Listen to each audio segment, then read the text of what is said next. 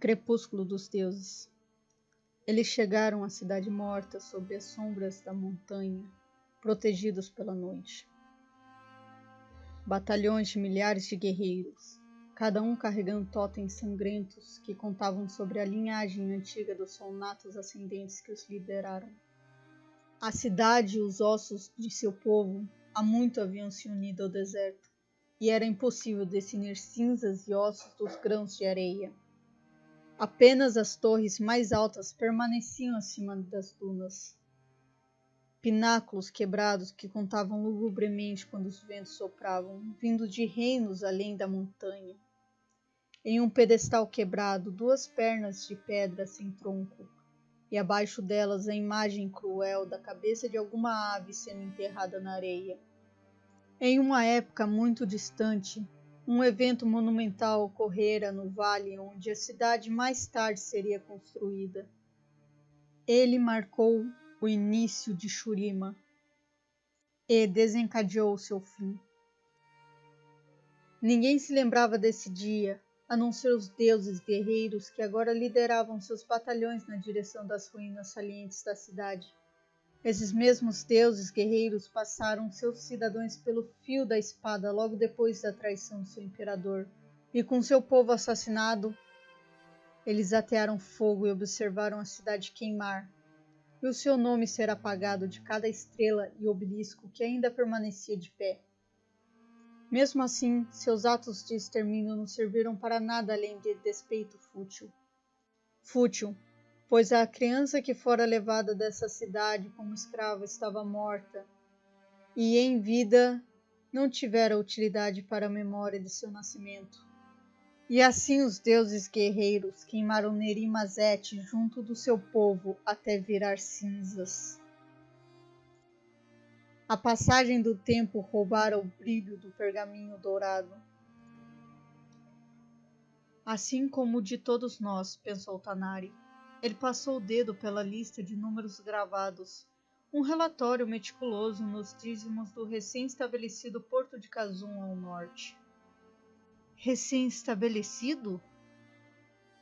Kazum havia sido uma cidade de homens há séculos, e suas línguas selvagens já tinham transformado seu nome em algo novo e feio. O estudioso teria achado o conteúdo do pergaminho interessante, mas o único valor que ele tinha para Tanari era a ligação com o período em que o mundo ainda fazia sentido. A sala já fora um local de registros.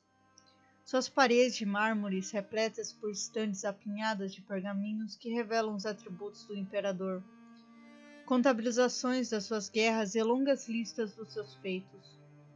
Elas já foram um espaço cavernoso, mas o teto cairá séculos atrás, e a maior parte do espaço subterrâneo fora tomada pela areia.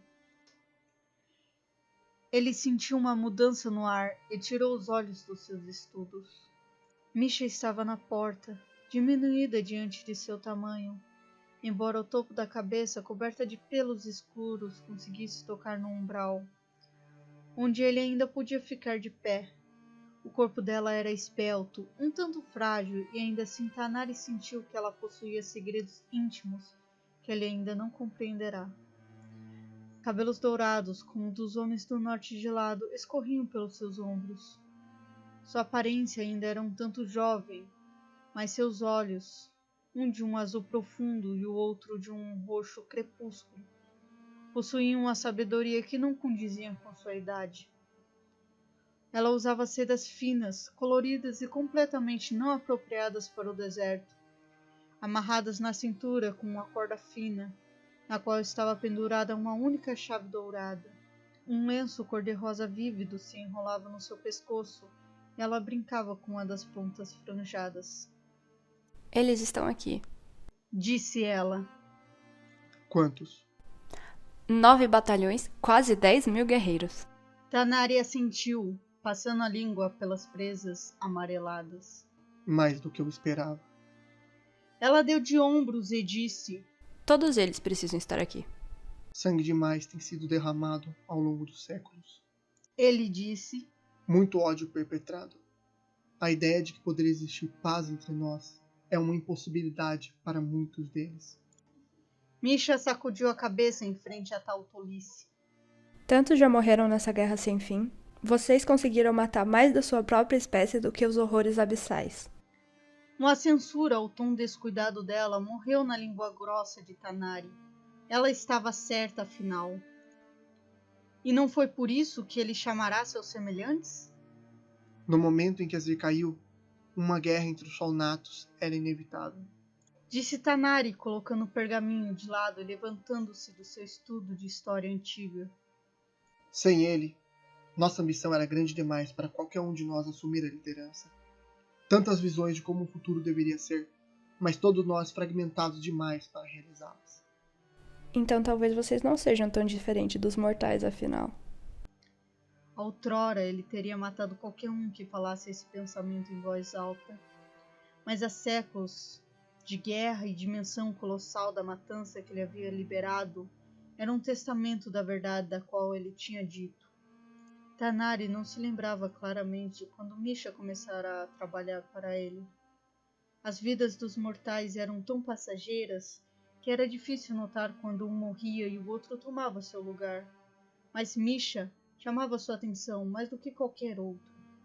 Sua insolência desafiadora era parte disso. Mas havia algo mais.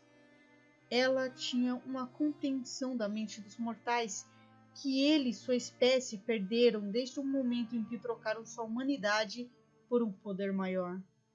Eras se passaram desde a última vez que Tanari andara como um homem pela última vez.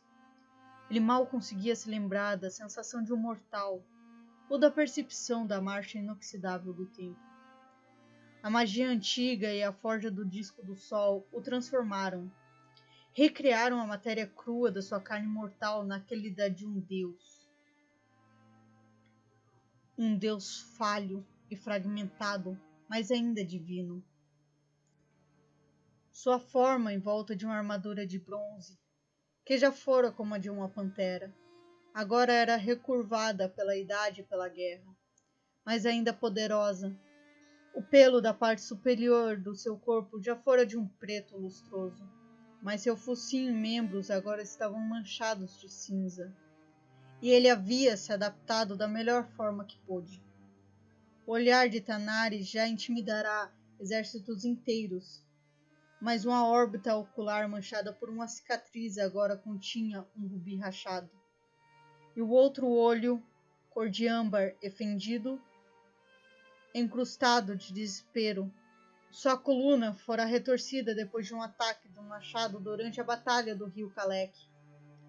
Um golpe tão poderoso que nem mesmo seus poderes regenerativos flamejantes foram o suficiente para desfazer o dano completamente. Ele levantou a arma da mesa, a magnífica Shalicar de 4 lâminas. Ele sentiu o equilíbrio perfeito das suas extremidades letais, mas, mais do que isso, sentiu o peso da expectativa que ela personificava. Ele suspirou e a colocou na cinta que tinha nos ombros antes de seguir marchando em direção a Misha.